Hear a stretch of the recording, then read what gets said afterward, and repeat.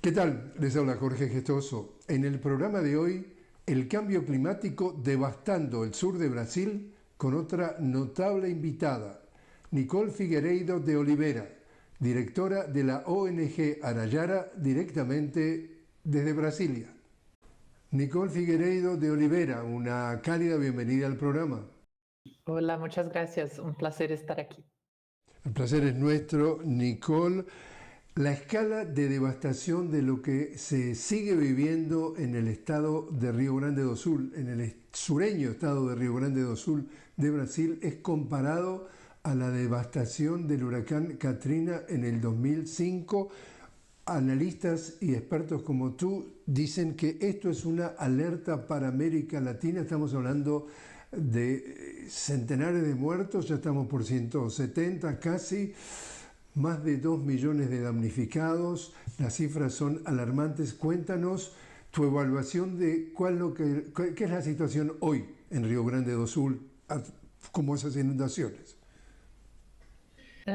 De los 480 municipios que hay en Río Grande do Sur, 460 fueron impactados. Entonces, fue todo el estado que tuvo una grande cantidad de agua, y eso pasó por dos razones. Una, por la cantidad de agua excesiva de lluvia, por cuenta del cambio climático. Entonces tenemos impactos climáticos severos, cada vez más severos, pasando en todo el continente sudamericano. Entonces, sí, es una alerta para todas las ciudades que tienen este riesgo para inundaciones o sequías. Entonces, también hay riesgos de incendios forestales y hay muchos riesgos relacionados al cambio climático.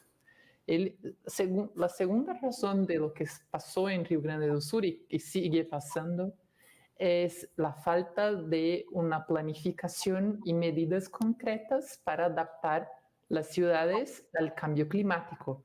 Entonces, la capital de Río Grande do Sul, por ejemplo, Porto Alegre, tiene bombas que sacan el agua de dentro de la ciudad y sacan y meten de vuelta en el río y otras partes, y estas bombas no estaban funcionando. Porque Río Grande do Sur en 1941 tuvo una otra inundación similar, un poco más pequeña, pero también que causó muchos daños a la población de las ciudades y del campo también. Entonces, hoy hablamos sobre impactos a la vida humana. Entonces, son 170 personas que murieron, muchas heridas, daños de millones de patrimonios, son 2.4 millones de personas impactadas. Y son impactadas por sus casas, están contaminadas y están sucias. Entonces, el agua con tierra como que danificaron muchos muebles y las casas están con humedad y todos los problemas que vienen de esta agua contaminada que alcanzó la ciudad, las casas.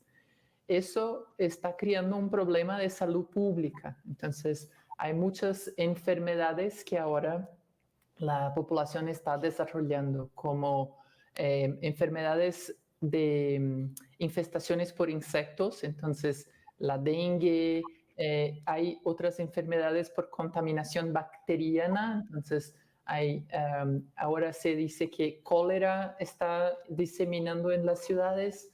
Hay otros tipos de contaminación como leptospirosis. Entonces, muy serio desde el punto de vista humano de la salud y la salud mental también de la población, porque fue un trauma colectivo de mucha gente junta que se apoyó, pero muchas pérdidas.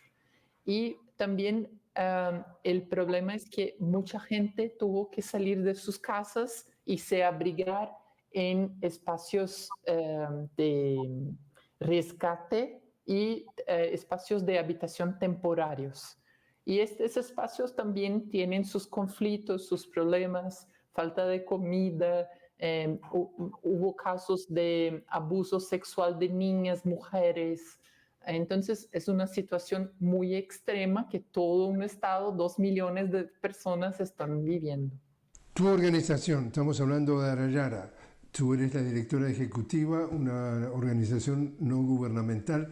Cuéntanos a qué es el objetivo de la organización y cuánto, digamos, de desafío presenta Brasil a los objetivos de tu organización.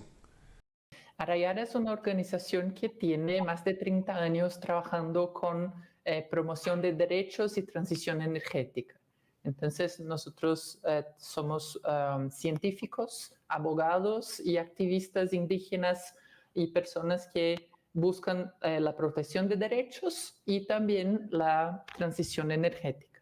Brasil estaba en una situación hace 20 años más o menos muy buena desde el punto de vista energético, porque nuestra matriz energética era casi que totalmente renovable y no dependíamos de mercado de petróleo o gas o otros mercados internacionales. Generábamos nuestra energía, pero con el crecimiento de la demanda de energía y los impactos del cambio climático que redució la cantidad de agua en los reservatorios de las hidroeléctricas, el país empezó a carbonizar la matriz. Entonces empezamos a construir cada vez más termoeléctricas que generan energía a partir de calor.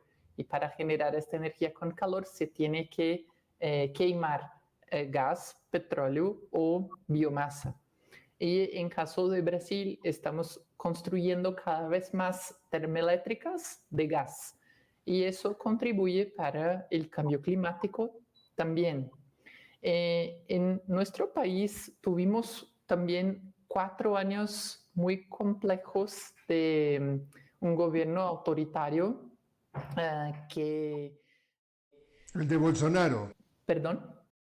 El de Bolsonaro. El Bolsonaro, sí, que cambió para peor las leyes de protección ambiental. Entonces, leyes que tenían que contener el avance de la deforestación, por ejemplo, y también el control de las leyes existentes también fue disminuido. Entonces, tuvimos un incremento de deforestación y ahora el gobierno de Lula está intentando controlar. Redució la deforestación, entonces tenemos una victoria, pero del punto de vista energético aún tenemos un reto muy grande que es descarbonizar la matriz y no expandir la exploración de petróleo en áreas sensibles desde el punto de vista ambiental, pero también social. Entonces, hoy tenemos que buscar una alternativa energética que no necesite del petróleo en la Amazonía, tanto en la costa cuanto en los bosques. Entonces, desde Arayara, desde nuestro punto de vista, los principales problemas que enfrentamos hoy son la expansión de la exploración de petróleo y gas, la carbonización de la matriz energética, garantía de derechos. Entonces, en diciembre hubo la subasta de petróleo y gas que nosotros llamamos de la subasta del fin del mundo, porque fue la peor subasta de petróleo y gas de la historia de Brasil. Y fue la peor porque primero ofertó 602 nuevos bloques de petróleo y gas en 2% de todo el territorio nacional. Eso equivalía a una gigatonelada de CO2 en la atmósfera si todo este petróleo fuera quemado. Y una gigatonelada es lo que nosotros llamamos de bomba de carbono. Entonces, en el mundo todo hay cerca de 60 bombas de carbono, que son grandes reservas de carbono que aún están ahí en el suelo y que nosotros como habitantes del planeta debemos dejar ahí y no explorar y no quemar para que no agrave aún más el cambio climático. Entonces, esta bomba de carbono estaba en la subasta ofertada en territorios muy sensibles. Entonces, teníamos montes oceánicos que son como que grandes montañas subacuáticas que son súper importantes para la reproducción de la vida marina y también de corales y la reproducción de pescado. Y también en territorios quilombolas y territorios indígenas. Entonces, y en áreas de preservación ambiental. Entonces, nosotros hicimos un estudio de impactos, presentamos para el gobierno, presentamos para la Agencia Nacional de Petróleo, y los bloques más problemáticos, 77, nosotros hicimos litigios en los tribunales brasileños para intentar contener. Y de estos solamente 5 fueron adquiridos, todos los otros no. Pero tenemos que planificar la energía de Brasil para los próximos 10, 20, 50 años, que sea para descarbonizar, reducir nuestra dependencia de los combustibles fósiles y promover una energía más justa y renovable. Nicole, te invito a hacer una pequeña pausa. Estamos hablando con Nicole Figueiredo de Oliveira, directamente desde Brasil, sobre las inundaciones que están devastando el estado de Río Grande do Sul y el cambio climático también afectando a toda América Latina. Enseguida regresamos.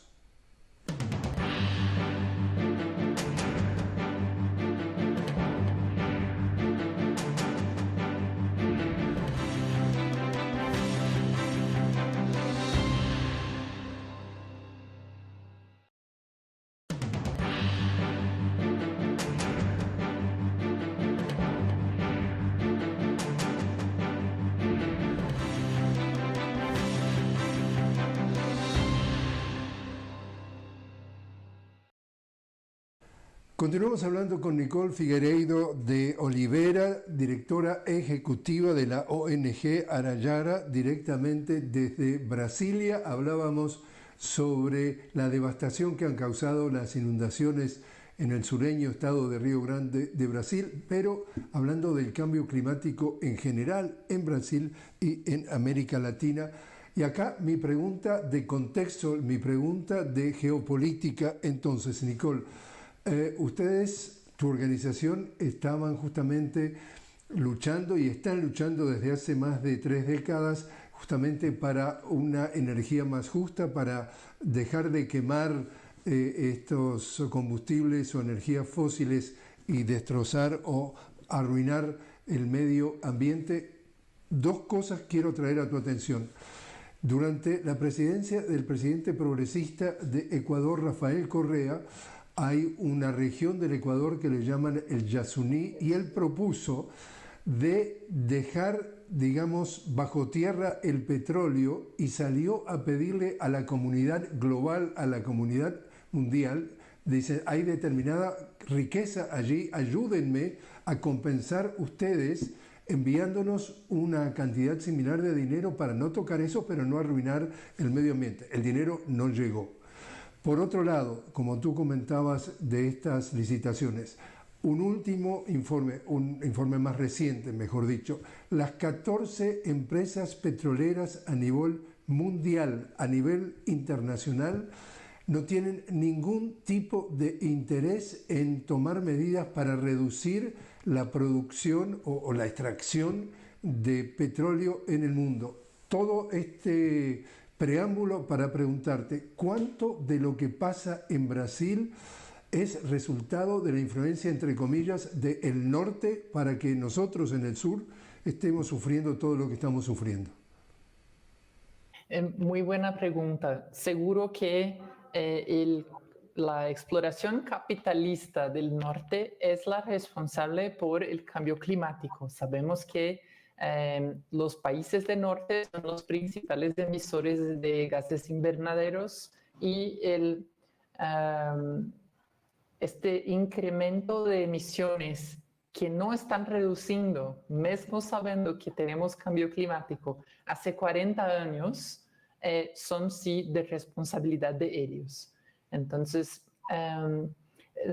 para mí es muy serio que sabemos que tenemos que reducir las emisiones en todo el mundo y que los países del norte y las petroleras de esos países que tienen ocultado las informaciones y invertido en una lobby y una influencia para que el petróleo no se reduzca. Hoy tenemos, por ejemplo, en Brasil tenemos Petrobras. Petrobras tiene 51% de capital nacional, 49% son de inversores, siendo que 2% de Shell, que es una petrolera extranjera. Entonces, estas sí no tienen ningún interés en reducir la exploración y la extracción de petróleo en el mundo. Tienen no solo ocultado las informaciones sobre cambio climático, como también estimulado falsas soluciones para el cambio climático y boicotado intenciones de intentos para reducir las emisiones, para hacer una transición energética en todo el mundo. Las negociaciones internacionales de clima, entonces el Acuerdo de París y todos nuestros esfuerzos para reducir las emisiones globales tienen como principio que los países desarrollados que tienen dinero y condiciones para financiar la reducción, que tendrían que tener objetivos de reducción más ambiciosos. Y cuando miramos todo el Acuerdo de París y todos los objetivos de los países juntos, aún si todos cumpliesen los objetivos, esto es otra cosa porque no están cumpliendo, eso significaría un incremento de temperatura mundial en 2.3 grados. Y hoy estamos en 1.4 y viendo estos impactos como de Río Grande do Sur y otras partes del mundo, que en África, en Asia, todo el sur global está pasando por daños climáticos muy graves. Entonces sí, tienen responsabilidad. Y en caso de Brasil, no pagan impuestos de renta. Entonces, desde el gobierno Temer, que el país no cobra impuestos de renta para ninguna petrolera que quiera explorar petróleo acá. Entonces, no pagan también son muy subsidiadas. Entonces, hay mucho apoyo desde el gobierno para que estas industrias sigan poluyendo. Entonces, el camino que tenemos que tener como gobierno es parar de subsidiar estas industrias, hacer una planificación energética más justa y, claro, que los poluidores tienen que financiar tanto la transición energética como también los daños y pérdidas que ocurren por cuenta del cambio climático en los países más pobres. ¿El cambio climático está teniendo un efecto similar en las poblaciones del norte que del sur, o del sur sufren más el impacto de este cambio climático?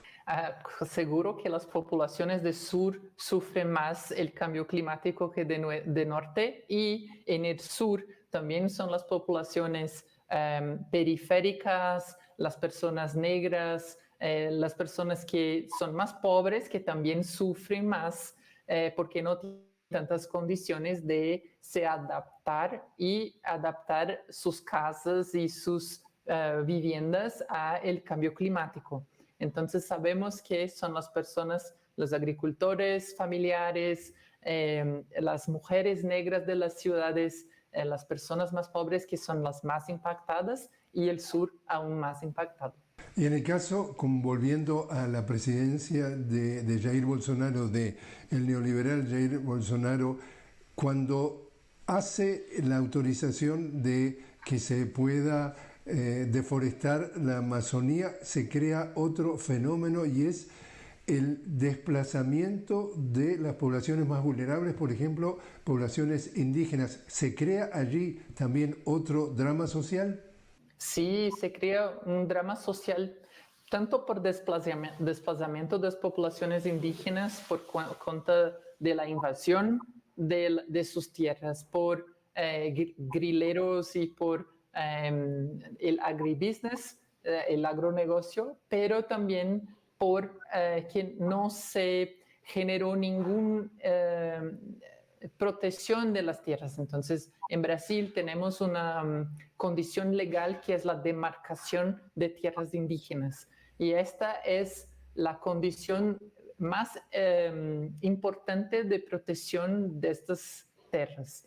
Y durante el gobierno Bolsonaro no demarcó ninguna tierra y al revés intentó aprobar proyectos de ley que permitían la minería en tierras indígenas y redució la fiscalización por estas invasiones. Entonces, no solamente las actitudes concretas que generaron este desplazamiento y la vulnerabilización aún más grande de estas poblaciones, como la propia narrativa también permitió que las personas que son responsables por esta deforestación se sintiesen más seguras para invadir y deforestar.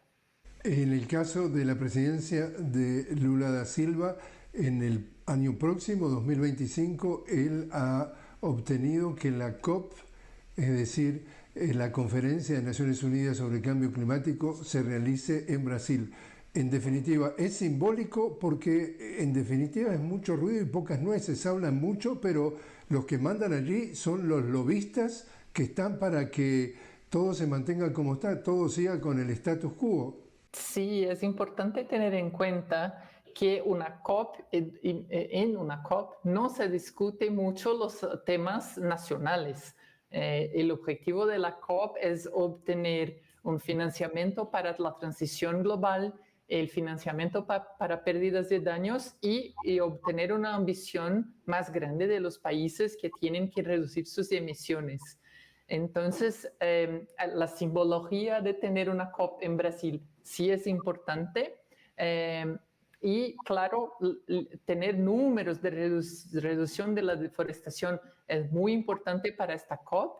Y el reto de presidente Lula y es lo que hay una oportunidad para presentar también una protección de la Amazonía contra la exploración de petróleo y gas, especialmente por empresas extranjeras. En tu caso particular, tu organización, estamos hablando de Arayara, ¿es difícil obtener financiación ya que de alguna forma ustedes están nadando contra la corriente? Es decir, hay quienes están ganando multimillonaria fortuna con este tema y nadie quiere que traigan a la atención y se crea de alguna forma conciencia del daño que se le está haciendo al planeta. Nadie necesariamente quiere que la gente, como tú dices, sepa lo que no les interesa que se sepa. Mira, ahora con los eventos climáticos cada vez más extremos y cada vez más viendo tragedias como lo que pasó en Río Grande do Sur, la gente poco a poco está tomando conciencia sobre la importancia de reducir las emisiones y dejar ahí las bombas de carbono en el suelo. Entonces, esto sí está creando una conciencia mayor y ampliando nuestra posibilidad de tener apoyo, no solamente financiero, como también un apoyo social y de movilización pública. Nicole Figueiredo Oliveira, muchísimas gracias por haber estado con nosotros. Muchas gracias a usted.